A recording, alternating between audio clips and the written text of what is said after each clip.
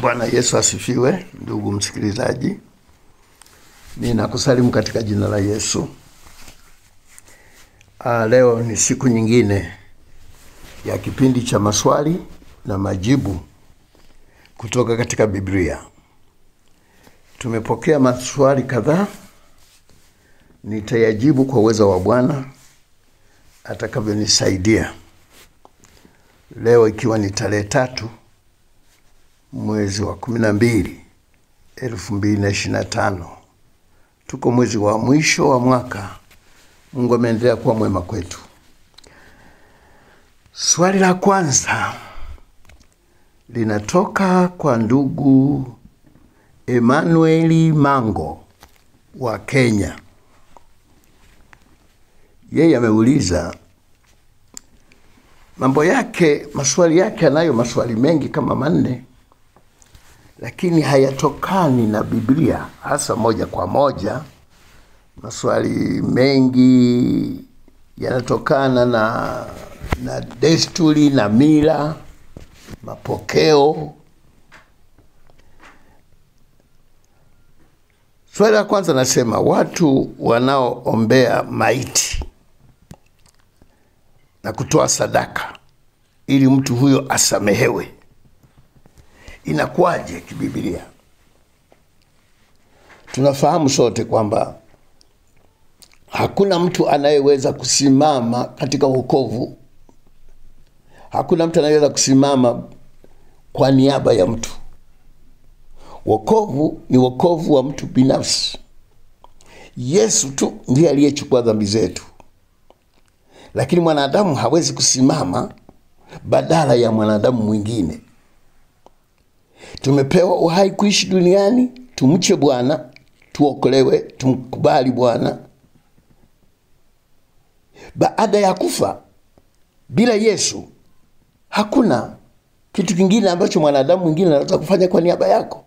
Kwa hiyo huo ni upotofu, ni mapokeo tu. Ni mapokeo tu. Tena hayo mapokeo tunajua yalianzishwa katika dini ya Roman Catholic, ndio waanzilishi wakuu. Na kuna baadhi ya watu wanajaribu kuiga.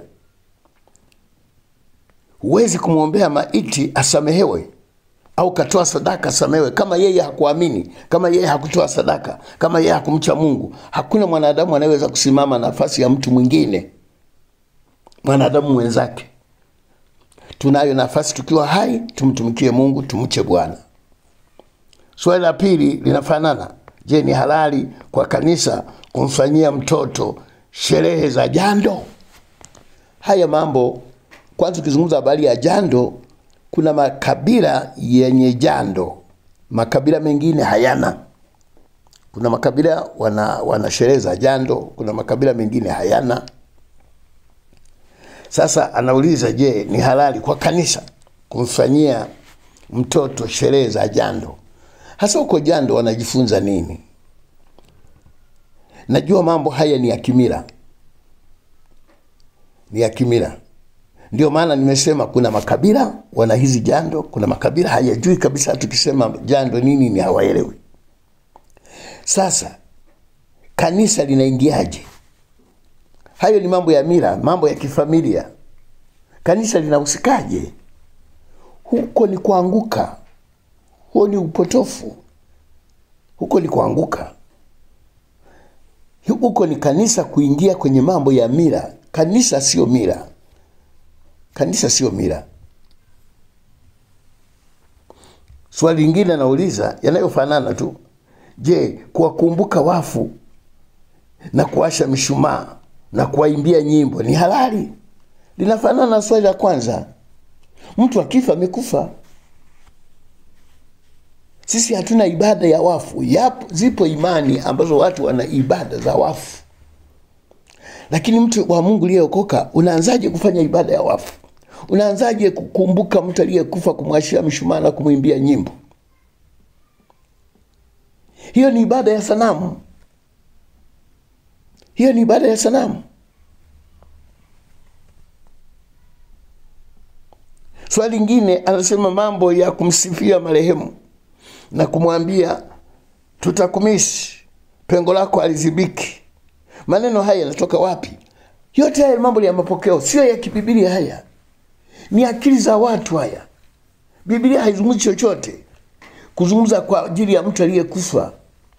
Tuongee, tumpe habari, tuzungumze naye, hata tumsifu, hata tufanye nini? Unamsifu mtu aliyekufa? Haya yote hayahusiani na Biblia. Ni mapokeo, ni mila, ni desturi zilizo kinyume na neno la Mungu, zinazotokana na mazoea ya watu na akili za watu. Hasa kibiblia, Biblia haihusiki hapa. Na mtu wa Mungu yeyote anayemjua Mungu na kumcha Mungu hawezi kujiingiza katika mambo haya. Kuingia katika mambo haya ni dalili ya kwamba umeanguka, umetoka kwa Mungu. Sijachukua muda mrefu kuyajibu, pamoja na kwamba ni maswali mengi, yako 4, lakini yote yana mwelekeo mmoja. Twende swali hili lingine la dada yetu anaitwa Happy Edward. Alikuwa ameuliza kutoka Luka 2:7. Aliuliza kuhusu holi ya kulia ng'ombe. Lilikuwa ni zizi. Anasema hii holi ilikuwa ni kitu halisi katika mwili au vipi? Swali hili lilijibiwa na mtu mmoja kwenye grupu anaitwa Kagali. Sijajua ni wa wapi na yuko wapi. Alijibu hili swali. Sina la kuongezea kwa sababu alijibu sahihi kwamba zizi ni nini, holi manake ni nini, alieleza. Lakini swali la Happy lilikuwa ni kwamba jambo hili lilikuwa ni halisi au kiroho au mwili. Lilikuwa ni jambo la kimwili tu, wala sio la kiroho. Ni kwamba Yesu, wazazi walipokosa nafasi walikaa kwenye zizi. Nafasi iliyopatikana ya kukaa ni kwenye zizi, kwa sababu holi inakaa ndani ya zizi. Holi haikai, inakaa ndani ya zizi ambayo wanalia wanyama. Hata kama sio ndani ya zizi, basi limetolewa ndani ya zizi kuwekwa nje ya zizi, kwa sababu ni chombo kinachotumika kutunzia chakula cha wanyama, mifugo. Walipokosa nafasi walimlaza mle. Walimlaza na wakati mwingine linatengenezwa kama namna ya mtumbwi. Ni mti unaotengenezwa kama aina ya mtumbwi. Unakuwa na kitu ndani, nafasi ndani ya kuwekea chakula. Kwa hiyo ilikuwa ni kama mahali palipofaa kwa wakati ule kumlaza mtoto mle ndani ya kama mtumbwi. Halikuwa jambo la kiroho wala ni jambo la halisi. Kwa sababu Biblia inasema wageni walikuwa wengi, nafasi haikupatikana mahali pa kulala.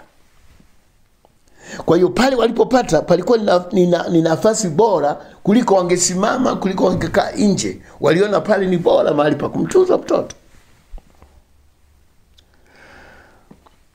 Swali la pili kutoka kwa Happy Edward. Aliuliza kutoka Yohana 8:8.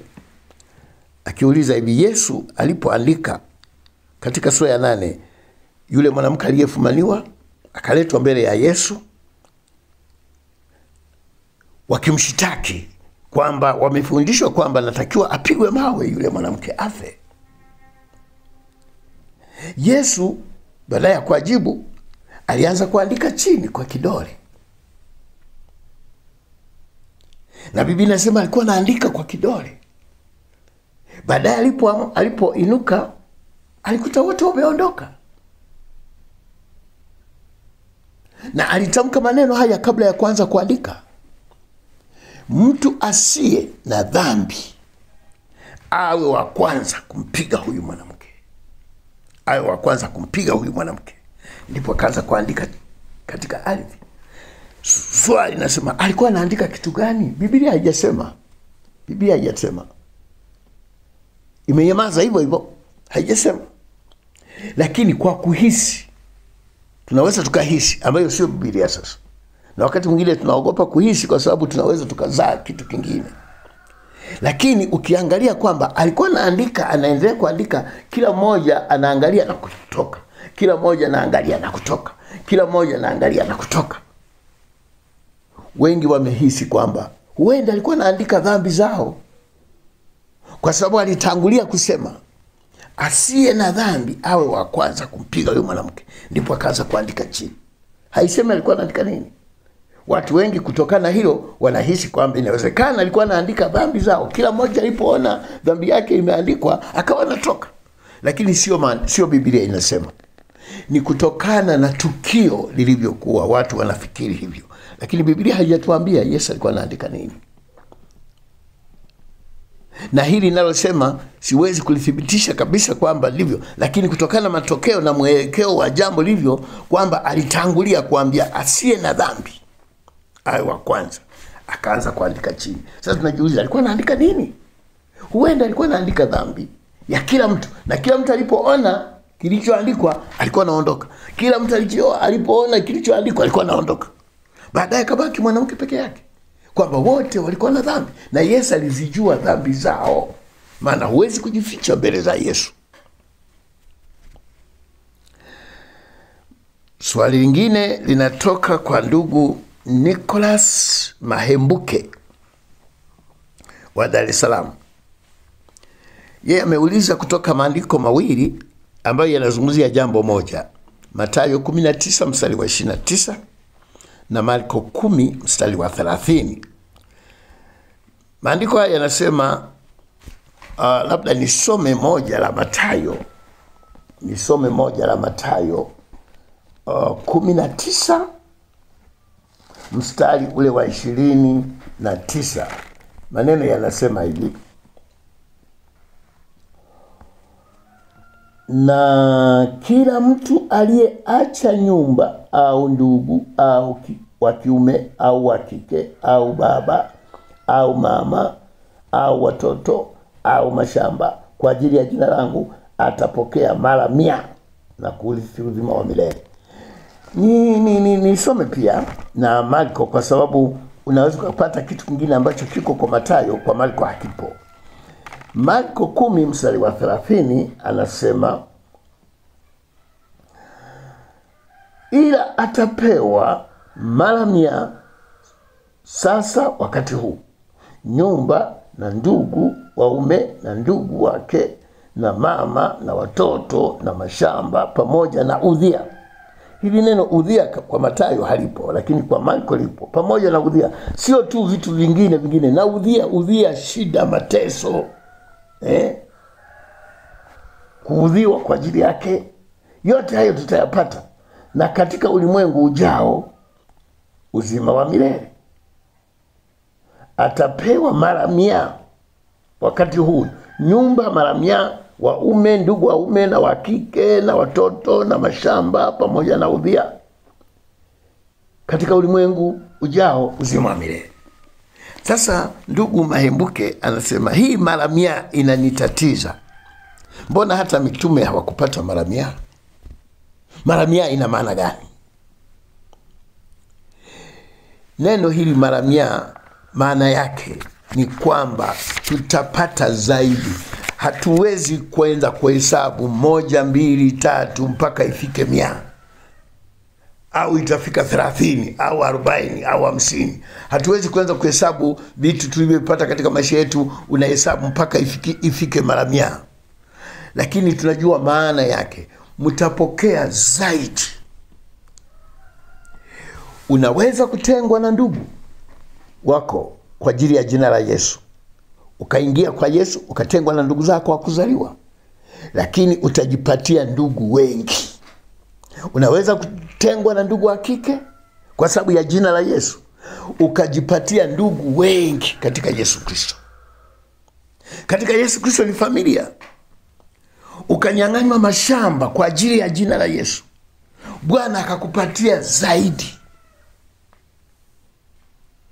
Ndio maana yake. Sio uanze kuhesabu sasa mashamba, nimenyang'anywa shamba moja, nianze kuhesabu mashamba 100. Nimepoteza ndugu, nilikuwa na ndugu 2 ambao tumefarakana kwa sababu ya injili ya Yesu, hawakubaliani na mimi, wamenitenga, basi nianze kuhesabu ndugu 1, 2 mpaka wafike 100. Sio maana yake hiyo. Tutapoteza vitu vingi kwa ajili ya Yesu, lakini Bwana atatupatia vingi zaidi. Hata mimi hapa nina familia kubwa, nina baraka nyingi kwa ajili ya Yesu. Ndio maana yake. Labda nisome mstari mmoja, mnaweza kutusaidia kwa haraka. Warumi sura ya 8.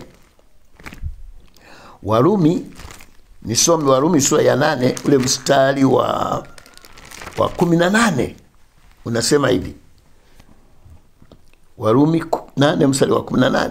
Anasema, kwa maana na yahesabu mateso ya wakati huu wa sasa kuwa si kitu kama utukufu ule utakaofunuliwa kwetu. Nikiyahesabu mateso, nikihesabu shida, dhiki, kudharauliwa, kutengwa, kunyang'anywa mali zetu na kadhalika na kadhalika, nikiyahesabu yale ninayoyapata sasa, nikilinganisha na utukufu ulio mbele yangu katika Yesu Kristo, naona haya mateso si kitu, hayafai, hayalingani. Ndio maana ya maneno haya ya Yesu Kristo. Bwana Yesu asifiwe sana. Hata mitume hawakupata, lakini baraka waliokuwa nayo, uzuri waliouona katika Yesu Kristo, ndio maana walikubali hata kufa, walikubali hata kuuawa, walikubali hata kusulubiwa. Walikuwa wanalinganisha ile shida wanayoipata na fahari na uzuri wa Yesu walio nao katika Yesu Kristo. Ukilinganisha, unaona afadhali niteswe kuliko kuacha utukufu huu, maana umezidi. Ndio maana ya mara 100.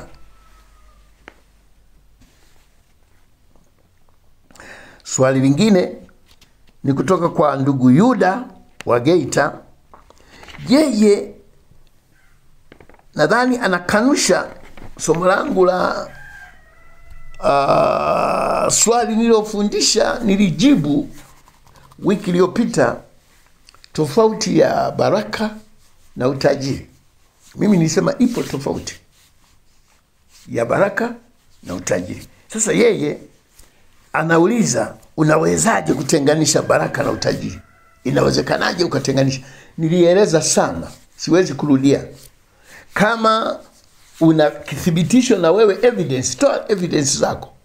Uniambie kwamba baraka na utajiri ni kitu kimoja. Toa na wewe maelezo yako. Mimi nimejibu. Hatupo hapa kulumbana juu ya maswali kama haya. Nadhani siwezi kuendelea kulijibu swali hilo. Swali lingine ni kutoka kwa dada Grace Kiando. Yeye anauliza, Biblia inapomtaja Mungu kama nafsi, tena inamtaja Mungu kama roho, inamaanisha nini?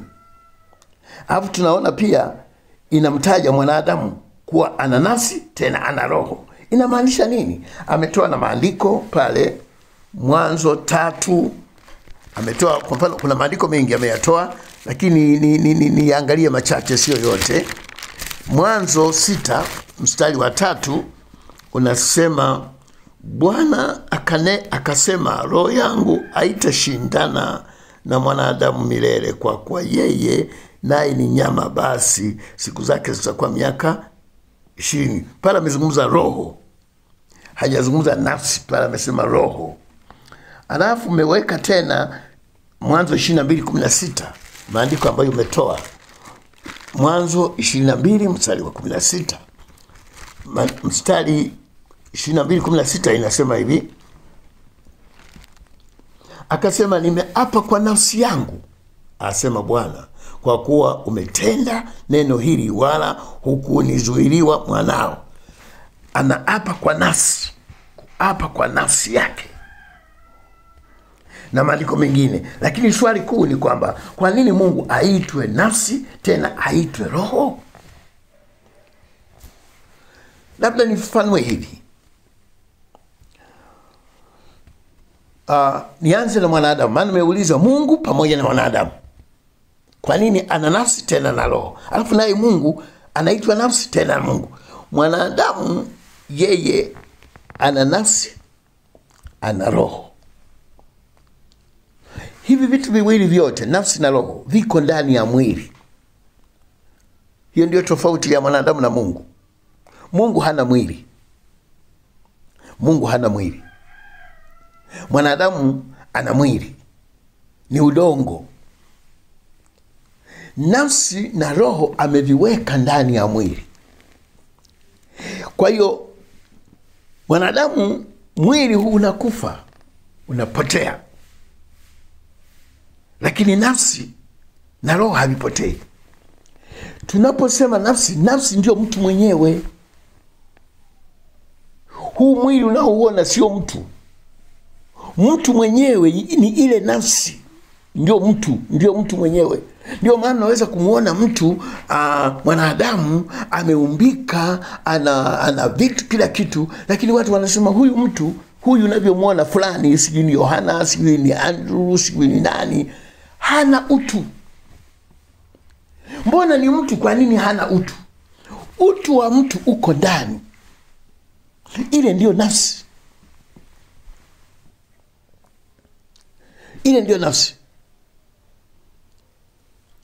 Ndio inayoamua kila kitu. Huu mwili ni boksi linaloendeshwa na nafsi. Ni kama vile gari na injini. Gari, unaposikia gari ni injini. Hili boksi ni injini iliyokaa ndani ya boksi. Hii bodi ni boksi tu. Gari halisi ni kwenye injini. Mtu ni nafsi. Lakini ndani ya mwili huo kuna roho. Ile roho ni pumzi ya Mungu iliyowekwa ndani ya mwanadamu. Hii roho ndio inayotambua mambo ya Mungu, inayowasiliana na Mungu na kuyajua mambo ya Mungu. Ni nafsi inayoamua roho iende kwa Mungu. Ni nafsi inayoamua roho isiende kwa Mungu. Nafsi ndio mtawala, ndio inayomiliki nafsi. Ndio mtu mwenyewe. Roho inasukumwa na nafsi. Nafsi ikikataa kumwabudu Mungu, roho inabaki inasikitika. Nafsi ikiamua kupenda mambo ya mwili, basi huyu mtu anaanza kuelekea kwenye mambo ya mwili, roho inabaki inasikitika. Nafsi inapokubali kumcha Bwana, roho inafurahi, inaanza kuanza mawasiliano, ndio inayofanya mahusiano na Mungu. Sasa Mungu ni roho. Ina maana gani tunaposema Mungu ni roho? Au Mungu ni nafsi? Mungu ana nafsi yake, ndio Mungu. Neno roho, labda nikufafanue, nimelifafanua mara nyingi. Neno roho maana yake, unaposema Mungu ni nafsi, ni kweli, tena ni roho. Roho lina maana gani? Roho manake ni Mungu aliyempana sana. Yuko kila mahali, maana roho haina mipaka. Roho haina mipaka. Ndio maana iko Marekani saa hizi, yuko Tanzania saa hizi, yuko Ulaya saa hizi, yuko China saa hizi, yuko wapi saa hizi, chini ya bahari yupo, kila mahali yupo, kwa sababu ni roho. Roho haina mipaka. Roho huwezi kuificha. Roho inatambua hata mambo yaliyo ndani ya moyo wako.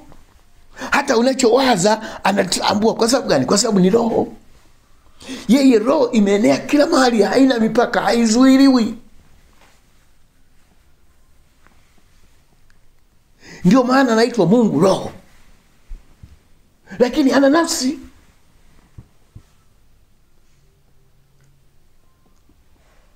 Nafsi ni kwamba Mungu anajitegemea, ni Mungu aliye na uwezo, na yeye ni roho. Ile roho ndio inayofanya kwamba awepo. Hata hapo ulipokaa Mungu yupo. Hata hapa mimi nilipokaa Mungu yupo. Na mahali pengine, kwa sababu yeye ni roho, ni mpana.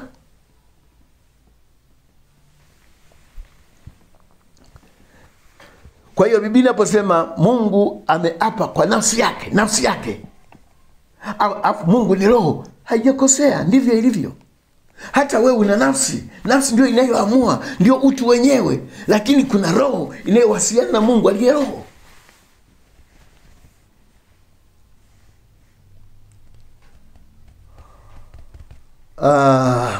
Hilo lilikuwa swali la ndugu Grace Kiando. Kuna swali lingine la Jennifer Renard. Jennifer Renard, yeye ametoa andiko la Hagai sura ya 1.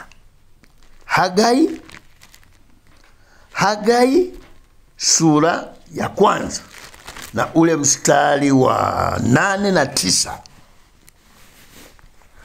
unasema hivi.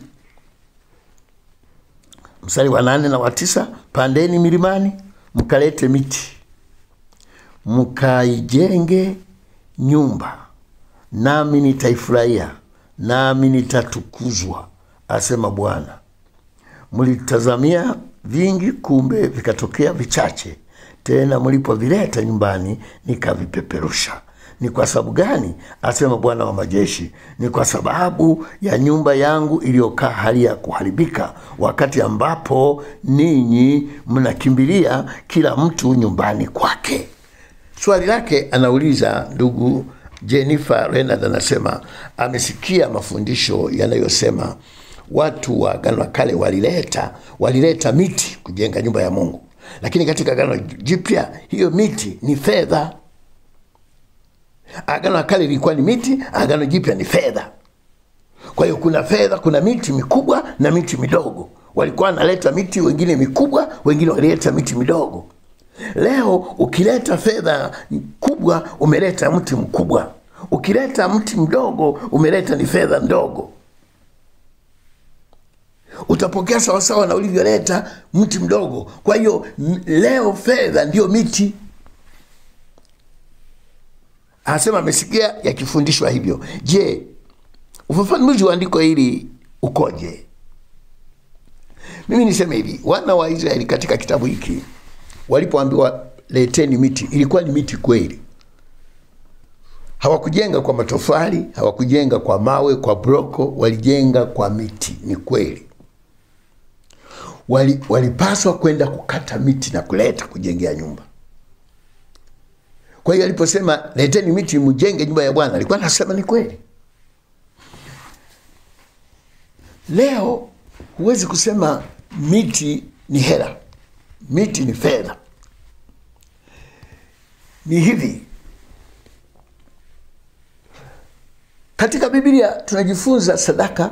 Hapa alikuwa anafundisha kuhusu sadaka ndani ya nyumba ya Mungu, ndivyo swali linavyosema. Lakini nikwambie kwamba kuna sadaka kwa Mungu, kuna michango. Hata Biblia imezungumza habari ya changizo. Tunapojenga nyumba ya Mungu, tunapojenga kanisa, au tunapofanya mambo mengine, siwi shamba nini, sio sadaka, tunafanya michango, tunafanya changizo. Leteni michango. Tunapojenga nyumba, kwa mfano tunajenga kanisa, tunataka kuchangia fedha. Huleti miti, unaleta fedha ili tununue simenti, unaleta fedha ili tununue vitu vingine vinavyohitajika ujenzi. Sasa kama huna fedha, una matofali, je, tutayakataa matofali wakati tunataka kujengea matofali? Kama huna fedha, unatuletea mbao, je, tutakataa kuzipokea mbao? Tutapokea mbao badala ya fedha. Ukileta mawe, tutapokea mawe badala ya fedha, kwa sababu hata tukileta fedha tunaenda kununua mawe. Lakini hatuwezi kugeuza kwamba siku hizi unatakiwa kuleta fedha. Hatutaki mbao, leta fedha. Hatutaki mawe, leta fedha. Hatutaki miti. Kuna maeneo yanahitaji miti. Hata ukiangalia wanaojenga nyumba, kuna wakati mwingine wanaita mirunda, unahitaji miti. Ukileta fedha wanaenda kununua miti ili wasimamie. Je, kama ulileta miti ungekuwa hujaleta fedha? Ungekuwa umeleta fedha. Lakini hiyo ni mabadilishano ya matumizi. Lakini hatuwezi kubadilisha kibiblia kwamba fedha ni miti. Sisi hatutaki miti kwa sababu miti inatafsiriwa ndio fedha. Na ukileta fedha ndogo umeleta fedha, ukileta fedha ndogo umeleta mti mdogo. Sawa, lakini hiyo ni katika changizo tu. Nikileta shilingi 10 itanunua mti wa shilingi 10. Mtu akileta 100 atanunua miti ya shilingi 100, 100,000. Ndivyo ilivyo. Tuna maana yake huyo mhubiri, labda kama si yule muelewa wewe vizuri, au yeye au wewe muelewa vizuri au kumuelewa vizuri. Hatuwezi kusema Biblia inasema sasa katika Agano Jipya fedha ndio miti. Ukileta fedha umeleta mti. Au Agano la Kale walipokuwa wanatoa miti ilikuwa ndio fedha. Hapana, ni kwamba maana yake ni kwamba sadaka ni sadaka. Lakini tunapofika kwenye changizo, ya ujenzi, mtu anaweza kuleta miti, hana hela kaleta miti. Si miti zatumika kwenye ujenzi? Mtu akiwa na fedha ataleta. Tunapohitaji miti tutanunua miti. Mtu mwingine hana fedha akasema mimi naleta mbao. Mwingine anasema mimi naleta matofali. Mwingine anasema mimi naleta mawe. Lakini tunahesabu zote ni fedha, kwa sababu watu tungetuletea fedha tungenunua. Lakini fedha ni fedha, miti ni miti. Fedha ni fedha, miti ni miti. Kwamba ukileta wengine wanasema umeleta fito. Usilete fito ndani ya nyumba ya Mungu. Unapoleta sadaka ndogo, wewe unaleta ni fito. Fito hazijengi. Fito, kama mko kwenye ujenzi ukaleta fito, kuna mahali patahitajika kutumia fito, si utakuwa umetoa ni fedha? Sijui kama nimelielewa vizuri swali hili, lakini kwa alivyoeleza dada yetu Jennifer, nadhani ndivyo hivyo, kwamba amesikia watu wakifundisha kwamba wakati wale watu wa Hagai walikuwa wanaleta miti, leo ile miti ndio imegeuka kuwa ni fedha. Leo unataka kuleta fedha kubwa, yani miti mikubwa. Hapana, tusigeuze Biblia. Biblia iko sawa, inajieleza vizuri, iko ndivyo ilivyo. Tusipachike viraka ili kuleta shida nyingine. Mungu atusaidie sana. Shadraka Mwabipa, hujatoa andiko na mimi sijapata muda wa kutafuta andiko lako, lakini najua kweli ipo. Umesema Azazeli alikuwa ni mtu wa aina gani? Azazeli alikuwa ni mtu wa aina gani? Siku zote na shauri, unapoleta swali leta na andiko. Sasa mimi sijaweka na mimi andiko. Wengi wao wanaleta maswali yao hawaleti maandiko. Natafuta maandiko na yaweka, lakini sikupata muda wa kuweka andiko lako hapa. Najua ni kitabu cha Walawi. Azazeli hakuwa mtu. Maana nimeuliza Azazeli alikuwa ni mtu wa namna gani? Azazeli hakuwa mtu. Azazeli katika kitabu cha Walawi walikuwa na maelekezo haya, kwamba mtu anapotoa dhabihu ya dhambi alipeleka mbuzi wawili kwa kuhani. Mbuzi moja alifanyika dhabihu ya kuteketezwa, ulileta mbuzi wawili, na mbuzi mwingine kuhani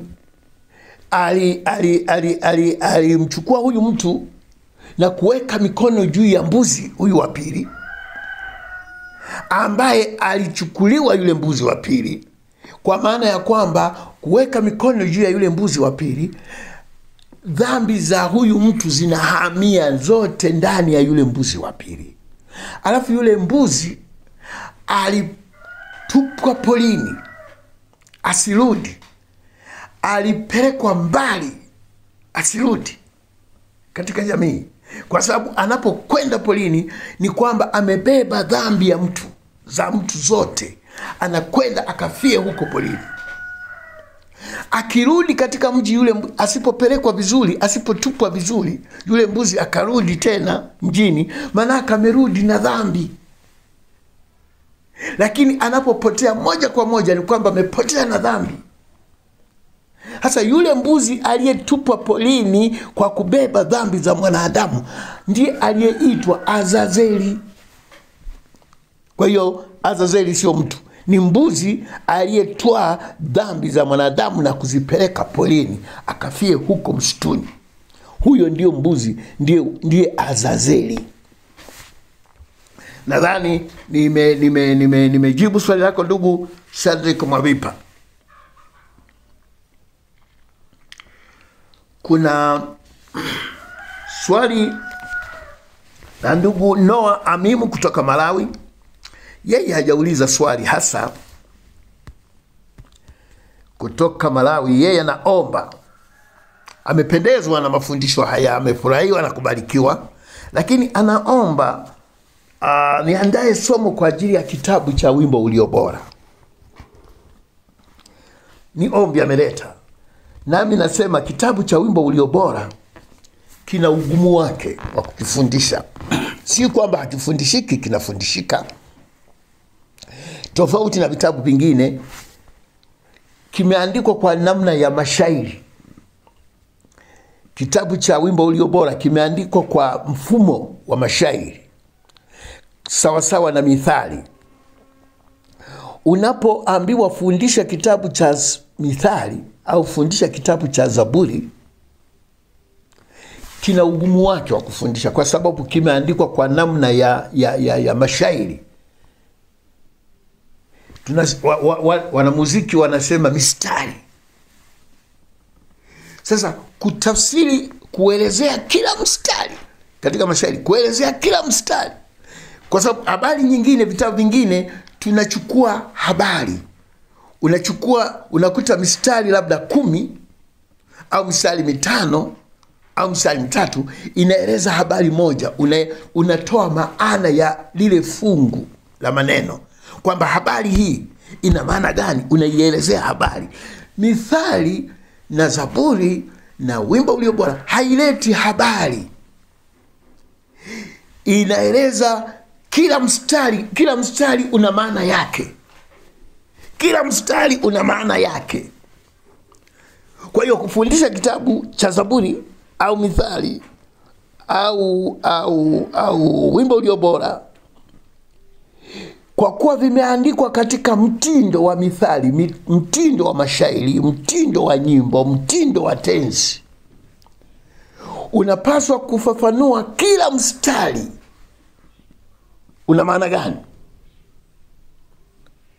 Kwa hiyo inakuwa ni vigumu. Ndio maana inakuwa vigumu wakati mwingine kufundisha kama ulivyoomba kwamba tufundishe kitabu cha Wimbo Ulio Bora. Lakini nimewahi kutoa maelezo ya Wimbo Ulio Bora. Nimewahi kufundisha, hata ukienda YouTube unapata Wimbo Ulio Bora, nimefundisha kwa ujumla wake kwamba kitabu cha Wimbo Ulio Bora kimeandikwa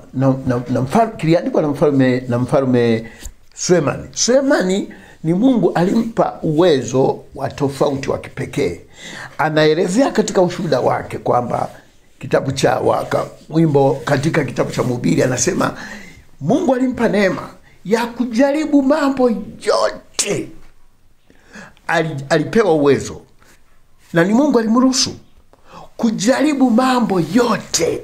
Alijaribu mambo ya kilimo, alijaribu mambo ya biashara, alijaribu mambo ya utawala, alijaribu mambo ya anasa, alijaribu utajiri, alijaribu nini, alijaribu kuoa wanawake, alijaribu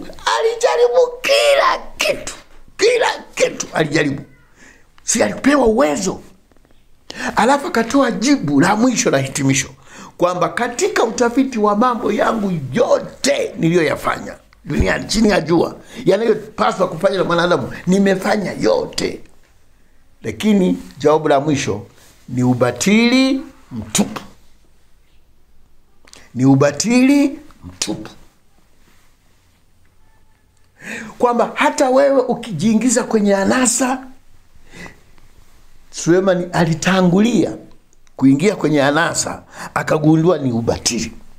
Hata ukijibunia utajiri, Sulemani alitangulia kuwa tajiri kuliko watu wote, akagundua ni ubatili mtupu. Hata ukijaribu si kufanya vitu gani hapa duniani, ndio maana anasema hakuna jambo jipya. Amesema Sulemani, hakuna jambo jipya, nimejaribu vitu vyote, ni ubatili mtupu.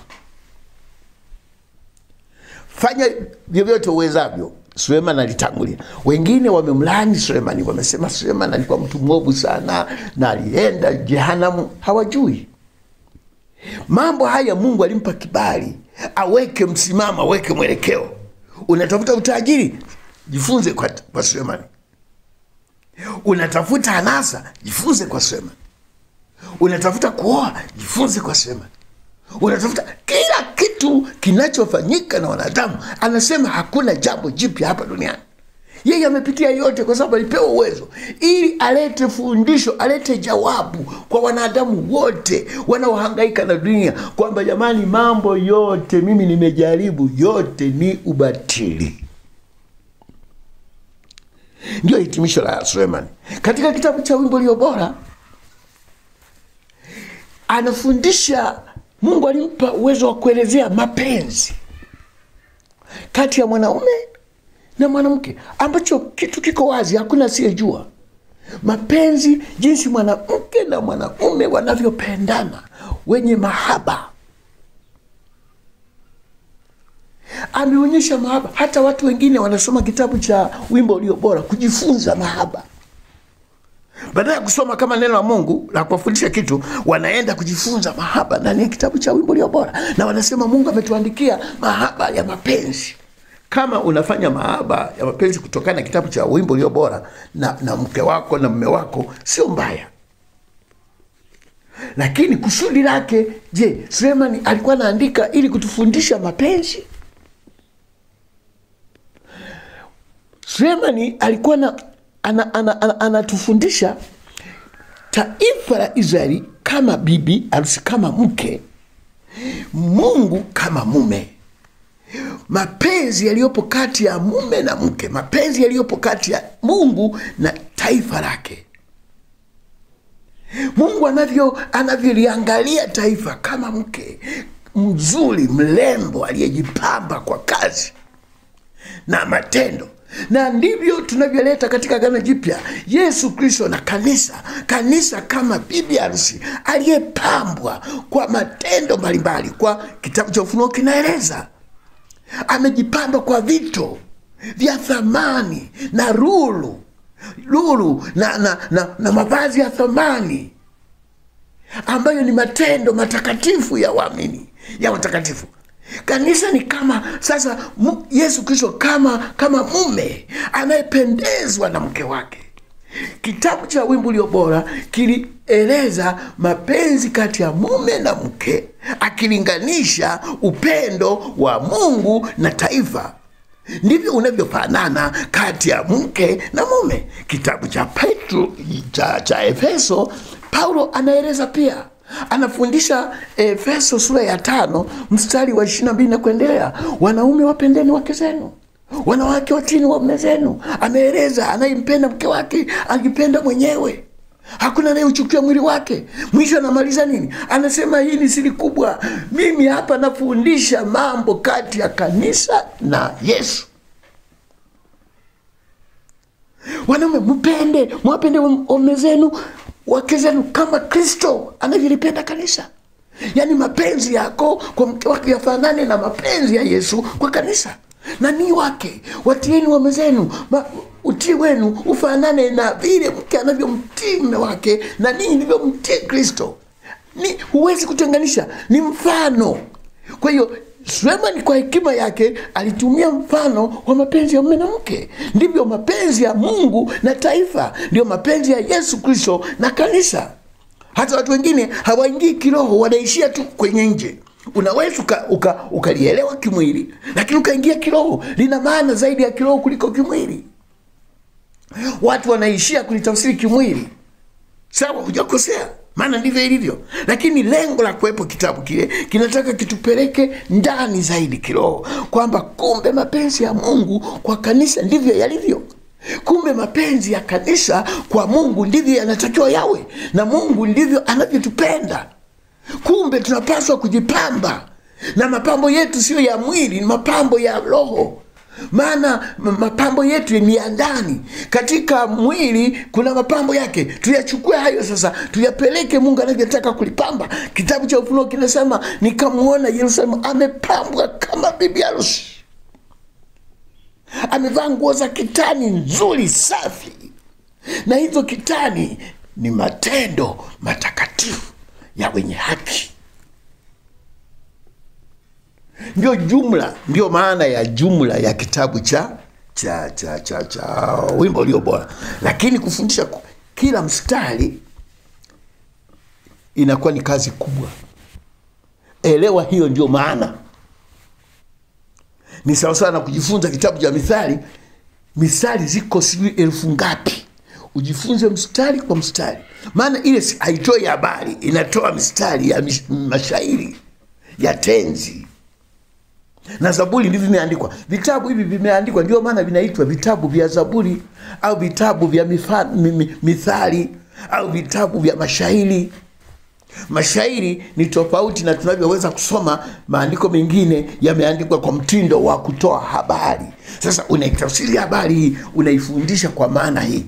Lakini hapa nakupa tafsiri ya jumla ya kitabu hicho cha jumla ya kitabu cha Wimbo Ulio Bora. Yalikuwa ni maombi ya ndugu Noah Amimu kutoka Malawi. Huseni Babingwa wa Kongo. Huseni Babingwa wa Kongo, DRC.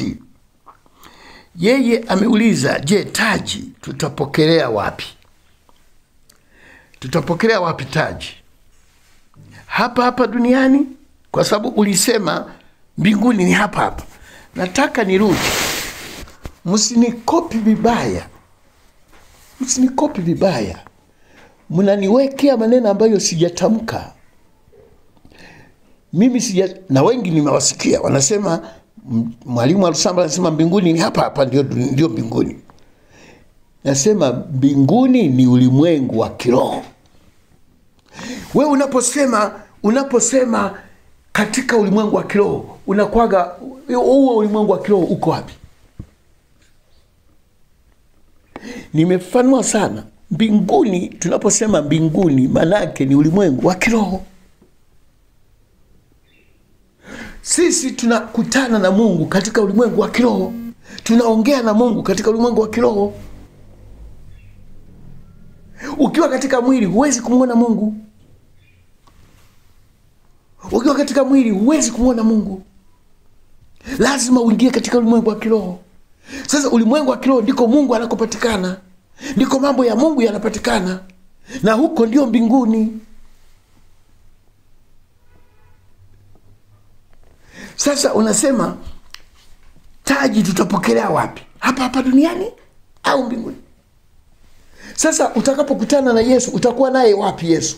Hapa hapa au mbinguni? Kama Yesu utakuwa naye hapa hapa duniani, basi tutapokelea hapa hapa. Lakini mimi sijasema hivyo. Ulimwengu huu utakunjwa, utaondoka. Ulimwengu huu sio wa kuishi. Ulimwengu huu umetengenezwa kwa kuishi miili. Miili inaishi, ulimwengu uliwekwa. Ndio maana Mungu ameweka mbingu na nchi. Nchi hii imewekwa kwa ajili ya wanadamu kuishi miili. Baada ya miili, roho hazikai. Roho hazikutengenezwa ziishi katika ulimwengu huu. Roho inaishije katika dunia hii? Ndio maana mtu anapokufa mwili unabaki duniani. Roho inaondoka, unajua inakokwenda. Inaenda mbinguni, inaenda katika ulimwengu wa kiroho ambako roho zinakaa. Hasa unaposema tutapokelea wapi? Unaamini kwa mtabaki hapa hapa milele kwenye dunia hii? Au ni wale wanaodanganya kutawala dunia na Yesu atakuja akae hapa hapa duniani? Umeahirisha mbinguni. Nashangaa watu wanavyopenda kuzungumza mambo ya duniani.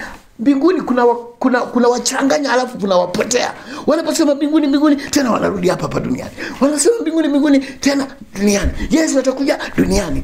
Tukila kalamu duniani. Kila kitu kinakuja duniani. Hata Yerusalemu iliyojengwa mbinguni inakuja duniani. Sasa mbinguni mnakusema kwa nini?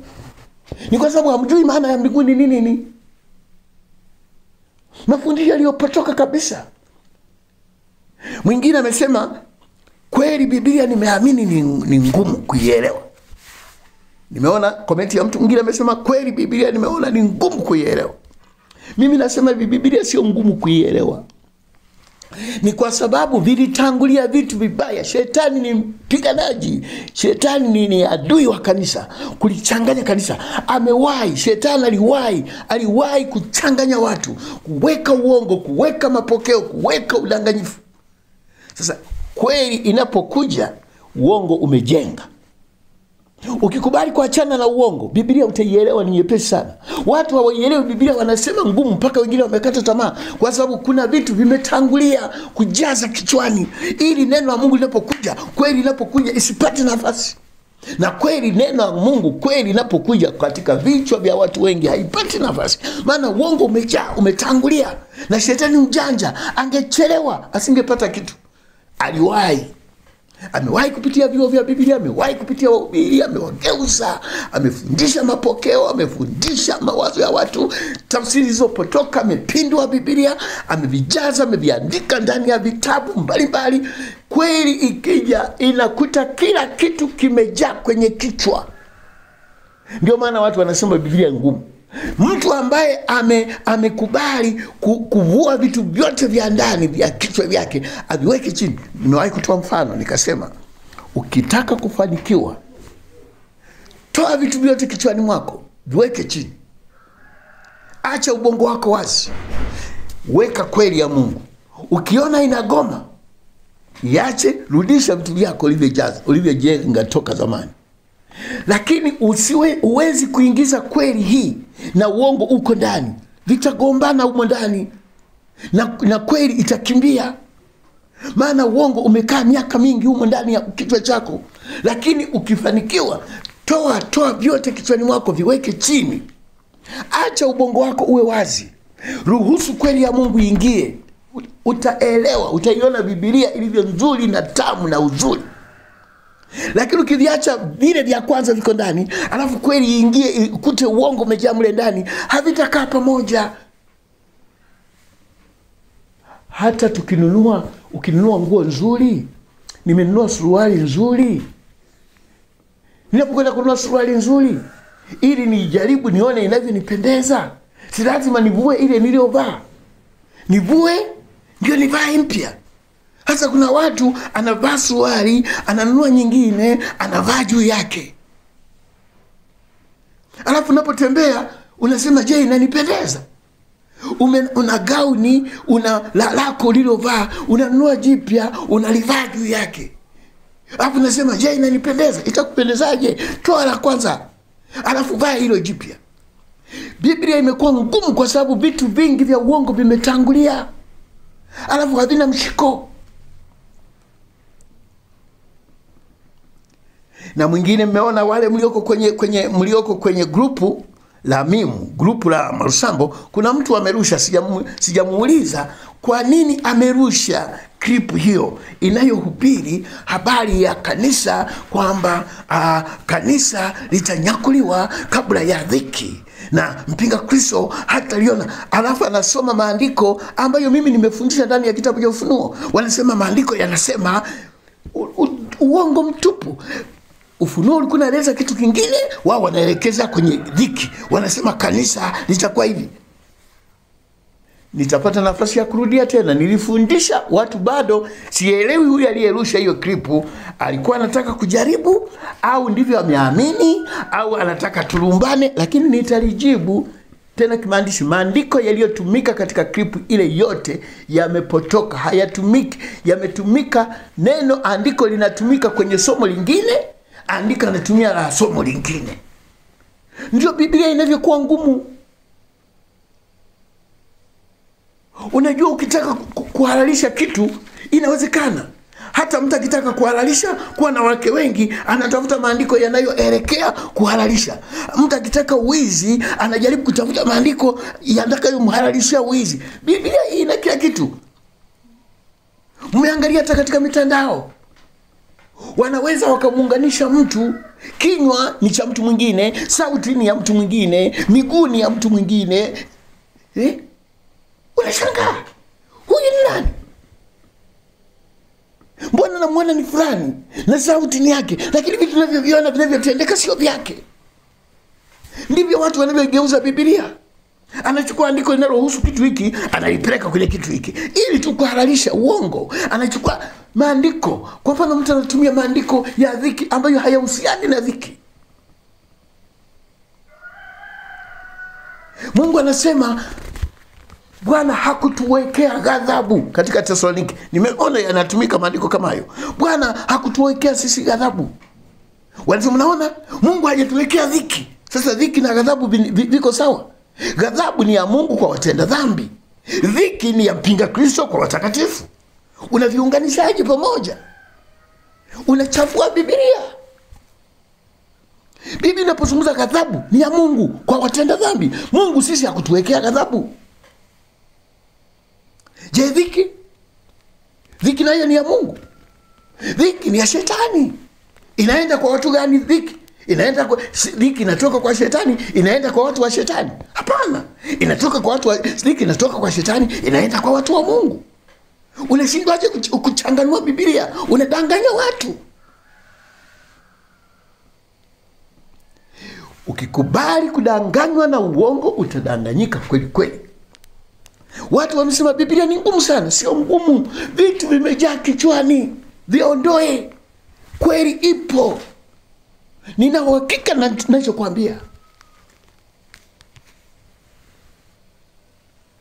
Alafu wengine wanabisha. Hawajui kwamba mimi hayo nimeyasoma darasani. Hayo unayoyaamini ya upotofu, mimi nilisoma chuoni miaka yangu 3.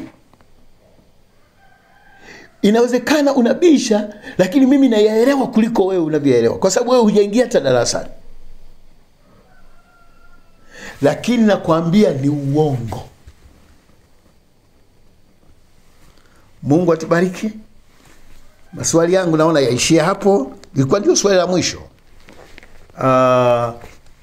Hili swali ambalo watu wanasema taji. Kwanza ninaposema taji, nimalizie kwa kusema taji ni nini? Watu wanasema tukifika mbinguni tutakuwa tunavalishwa taji, zingine ni kubwa, nyingine ndogo, tutavaa taji huko mbinguni. Tutakuwa Biblia, siendi kusoma sasa hivi maandiko. Maana hili somo nalo nimefundisha liko YouTube. Habari ya taji. Nimefundisha, nakumbuka nimefundisha mwaka jana sana. Watu wanasema tutakuwa tunavaa taji, wanafikiri kama vile tunavyotaji wanavyovaa watu si mataji au mashada shingoni, kichwani, ndio tutakavyovaa mbinguni. Kwa sababu wanadhani miili hii itaenda mbinguni alafu kwa inavalishwa shingoni, kichwani, mataji makubwa na madogo. Biblia inapozungumza utapata taji ya uzima. Taji uzima ni sawasawa nikisema utapewa zawadi. Nikikupa fedha ni zawadi. Nikikupa nyumba ni zawadi.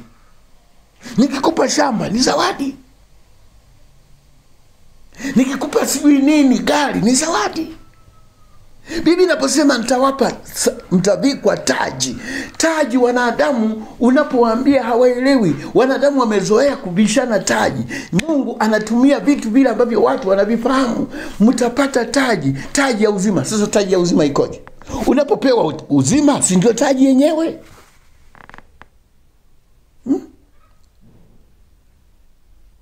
Mtapewa taji ya uzima.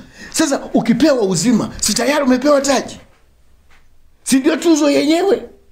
Ni kama unavyosema utapata tuzo. Nikikupa kikombe ni tuzo. Nikikupa sahani ni tuzo. Si nikikupa kitu gani ni tuzo. Yes, Biblia inasema mtapewa taji. Hasa watu wanatengeneza mataji eti ya mataji kama vile miili, mitaji mingine kama makofia, si mingine yatavalishwa kichwani, mingine tutakuwa taji tudogo.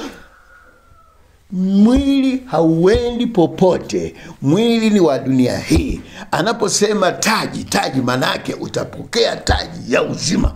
Uzima ndio taji yenyewe. Uzima ndio taji yenyewe. Watu wanafikiri utavaa wapi? Mungu atusaidie. Tutaendelea kuelimishana vichwa vya watu waliokataa kuelewa, wengine wameelewa. Tutaendelea kuwasaidia lakini ukubali kuitafuta kweli. Uongo una nguvu sana. Uongo una nguvu sana. Na watu wanatafiti. Nimesema nitafuatilia huyu aliyetuma hii clip kwenye grupu letu, mmeiona. Sijui ana maana gani, anataka tujifunze au ndivyo anavyoamini, lakini Mungu atatusaidia. Nimemaliza kujibu maswali. Mungu akubariki. Na toa namba yangu ya simu ni 0754 04 15 99. Namba nyingine ni 0769 00 73 28. Namba nyingine ni 0677 88 01 99. Mungu awabariki wote katika jina la Bwana. Amen.